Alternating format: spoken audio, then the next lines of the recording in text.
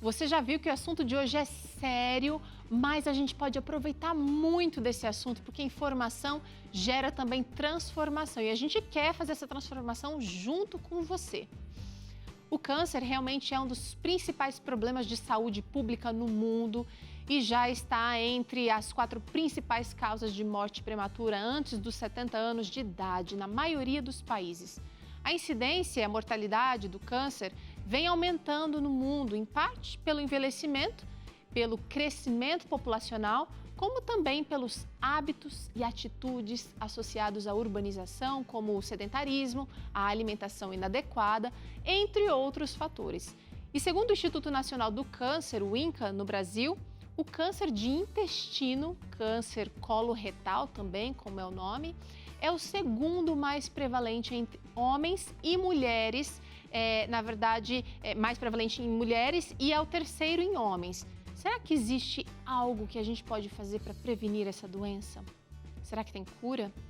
Esse é um assunto que a gente quer explorar aqui no programa de hoje com a geriatra e médica do estilo de vida, doutora Ellen Lessa. Doutora Ellen, bem-vinda ao Vida e Saúde, é um prazer recebê-la aqui e acho que a gente precisa muito falar sobre esse assunto, inclusive mais vezes aqui no Vida e Saúde. Tudo bem, doutora? Tudo bem, Teru? Muito obrigada pelo convite, é sempre uma alegria estar aqui com vocês e realmente é um assunto muito importante. Doutora, eu acho que eu gostaria de entender, a gente falou aqui das possíveis, alguns fatores, né, que podem contribuir para o desenvolvimento do câncer, como o envelhecimento da sociedade, mas também alguns fatores são modificáveis. Fala um pouquinho para a gente quais fatores, como é que os fatores podem contribuir para o desenvolvimento do câncer? Exatamente, Teru. Nós temos 2 grandes fatores de risco que não são tão modificáveis, que é a história familiar de algumas doenças intestinais. Então, aquelas pessoas que têm muita facilidade de ter pólipos no intestino, que é a polipose familiar, e também a idade, né, que a gente não consegue modificar. Acima dos 50 anos, a incidência de câncer coloretal é muito alta. E a gente tem visto uma antecipação disso também para 45 anos. O que muito atribuímos ao estilo de vida. E aí vem os fatores modificáveis, que são basicamente 4 para a gente guardar. O consumo de álcool, consumo de tabaco, a alimentação inadequada, como você comentou, com pobre em frutas, em vegetais, rica em alimentos processados e ultraprocessados, e também o excesso de alimentação cárnea. E o 4º fator é o excesso de peso corporal, que também tem muito a ver com os hábitos de vida, além da alimentação, o sedentarismo, a falta de atividade física.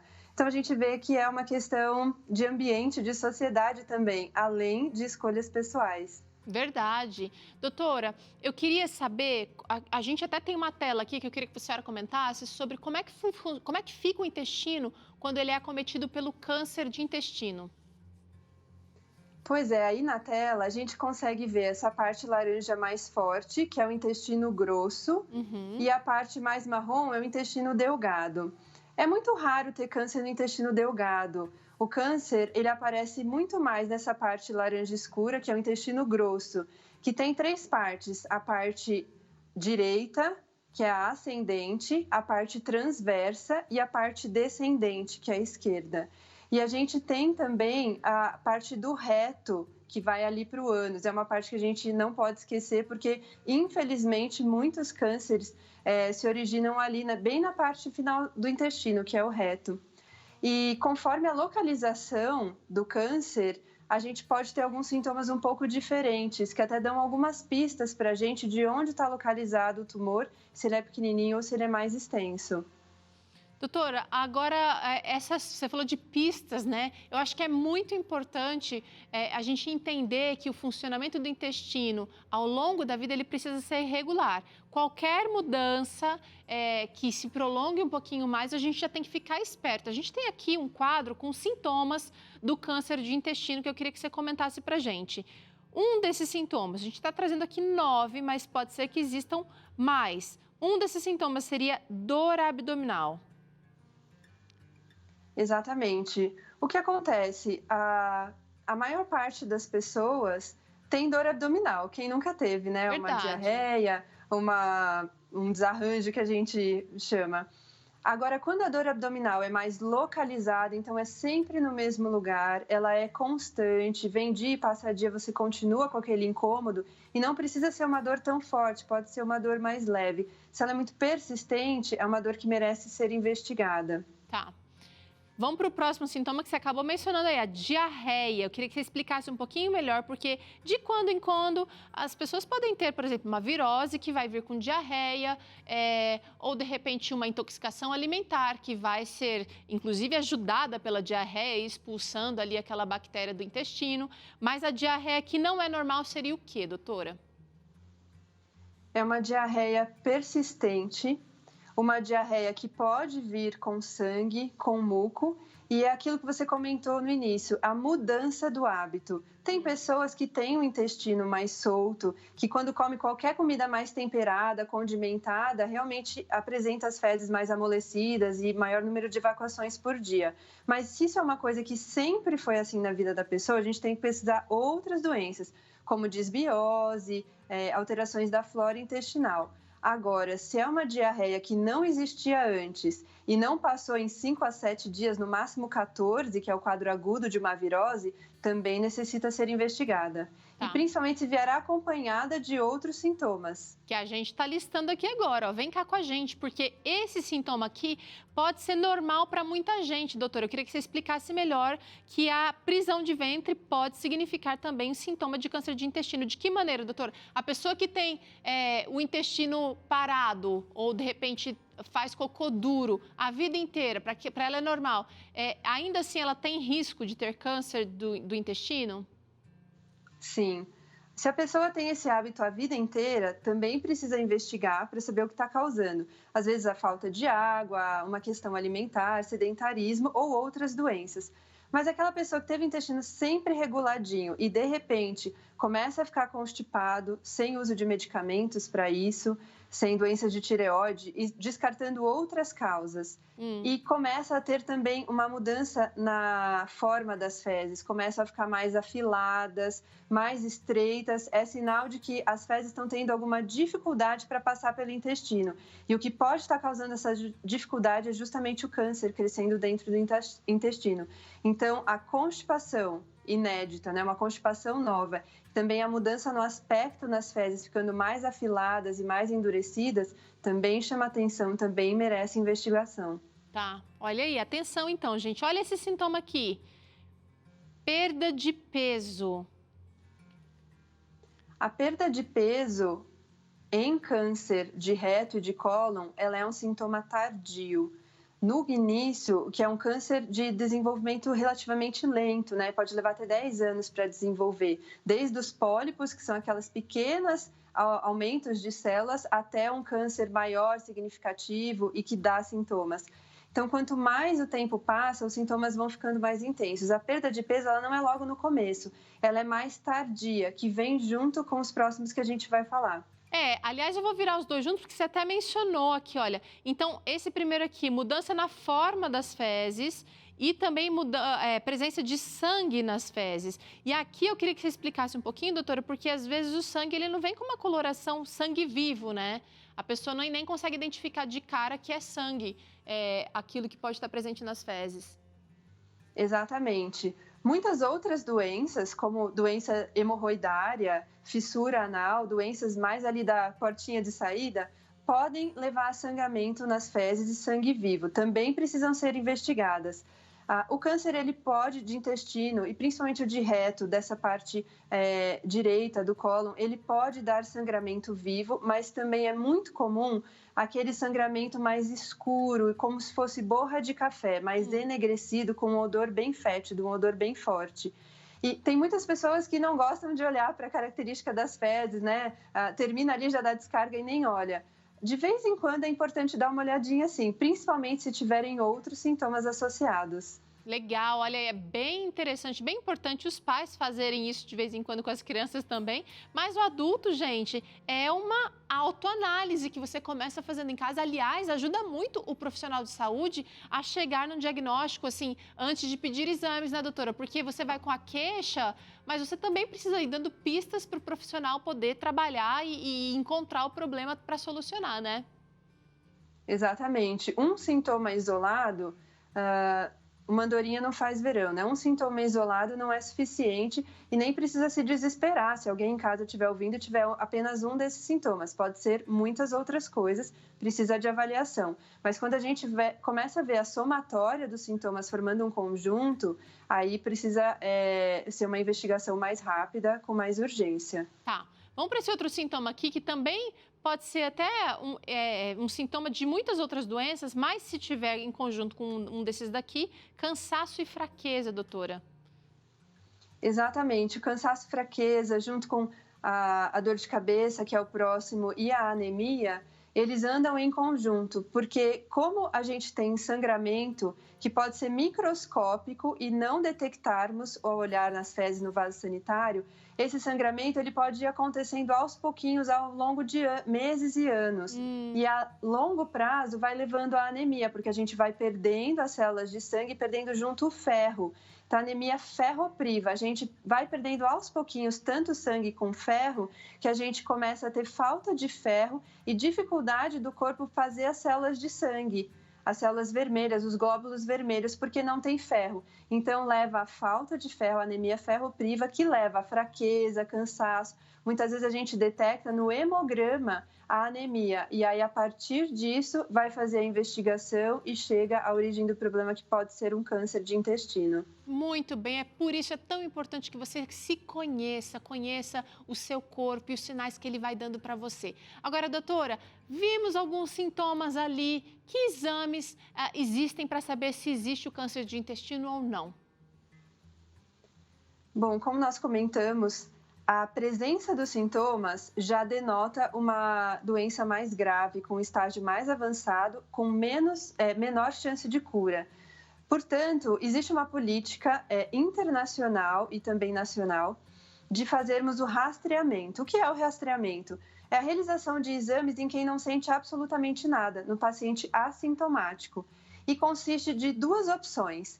A partir dos 50 anos, e como vem se antecipando, algumas sociedades, como a Sociedade Americana de Câncer, já recomenda que isso seja feito a partir dos 45 anos, tem a opção de fazer o sangue oculto nas fezes, que é uma amostra de sangue coletada anualmente. Então, a partir dos 50 anos, todo ano colher uma amostra de fezes para detectar se tem sangue oculto, sangue que a gente não enxerga só com os olhos, é feito em laboratório, a cada ano. E se ele vem positivo, a gente passa para investigação, que é com um exame de endoscopia para ver se o sangramento é no estômago, mais alto, ou colonoscopia para ver se o sangramento é no intestino e no reto. Mas também existe a opção de fazer direto a colonoscopia a cada 10 anos ou antes, se for encontrado algum pólipo. Tem uma vantagem da colonoscopia, que ao mesmo tempo que ela vê por dentro o intestino e o reto, ela, se tem algum pólipo, ela já consegue fazer a ressecção do pólipo com a biópsia. Então, muitas vezes, a colonoscopia é um exame que não é só para o diagnóstico. Se a lesão é bem pequenininha, já faz o tratamento no mesmo momento, já faz a ressecção do pólipo. Interessantíssimo. Olha, doutora, você falou aqui de uma coisa que é interessante. Existem vários fatores que a gente consegue intervir ou mudar o curso da nossa história, da nossa vida, para prevenir o câncer. E agora a gente vai conversar com o nosso repórter Lucas Nascimento, que está como uma nutricionista, para falar de alimentos que podem ser tanto amigos como vilões do nosso intestino. Boa tarde, Lucas, tudo bem?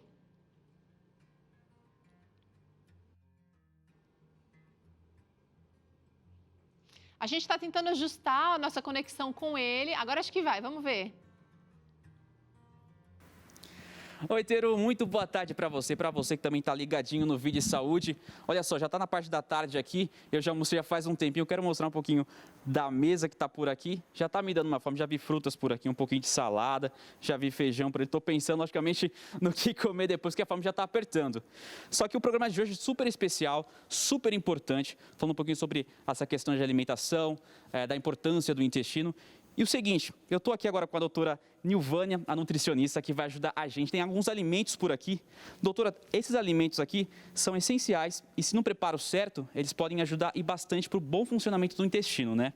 Eu queria começar aqui pelas frutas. Eu já vi muita gente, doutora, acabando, digamos, a maçã aqui, tirando a casca da maçã para poder ali comer tudo, quem sabe fazer algum tipo de vitamina, tudo, mas a casca, ela também tem a sua importância, né? Boa tarde.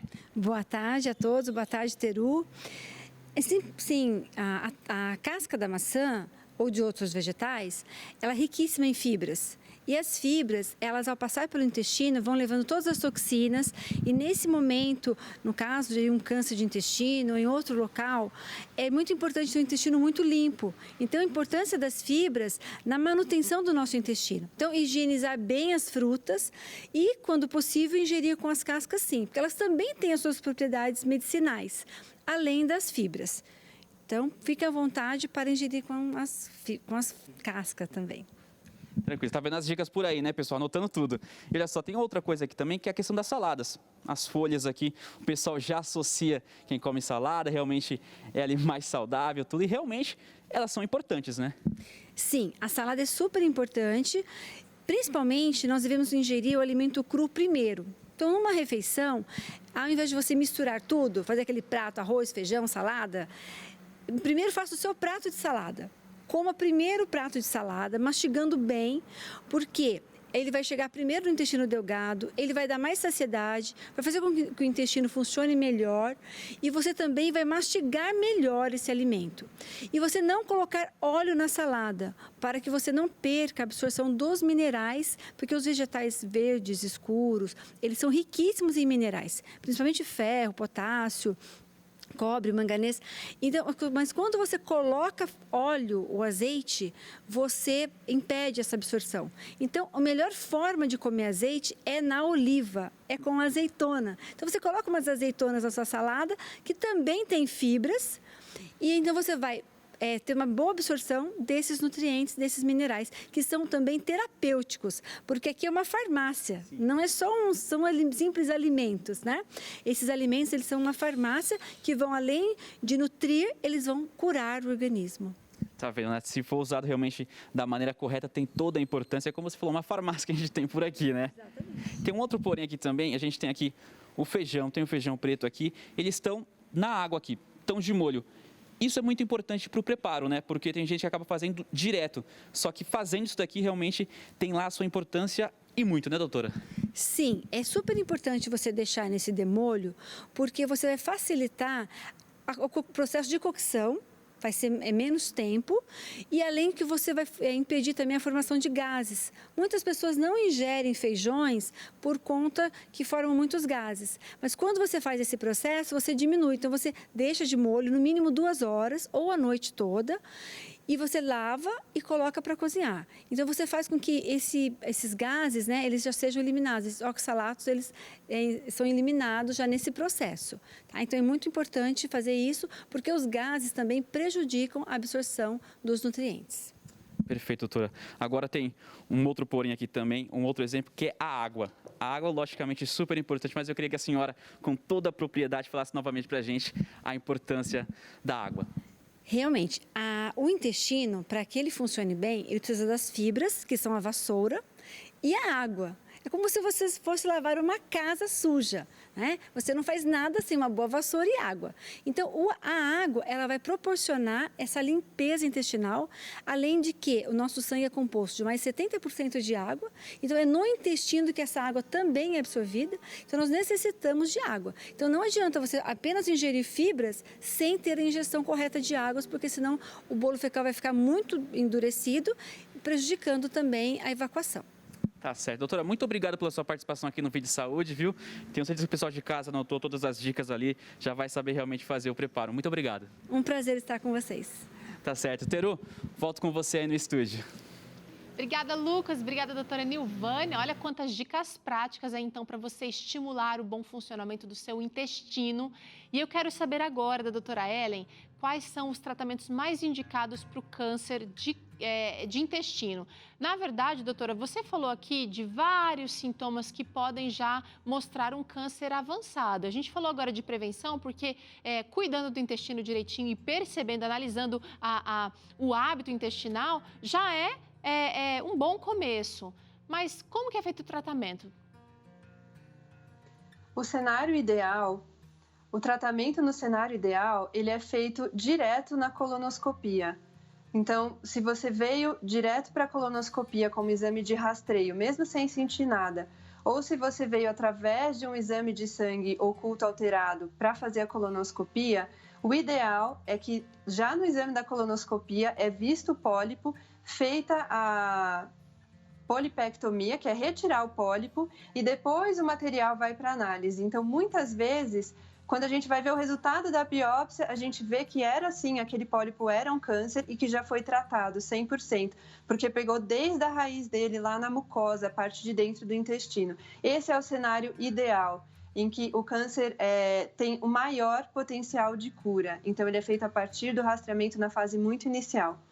Agora, quando o câncer já está maior, grande, que não pode ser removido pela colonoscopia, precisa de um tratamento cirúrgico. Remover cirurgicamente, aí cirurgia um pouco maior, né, de intestino, para remover aquele câncer. E pode ser acompanhado de radioterapia e ou de quimioterapia.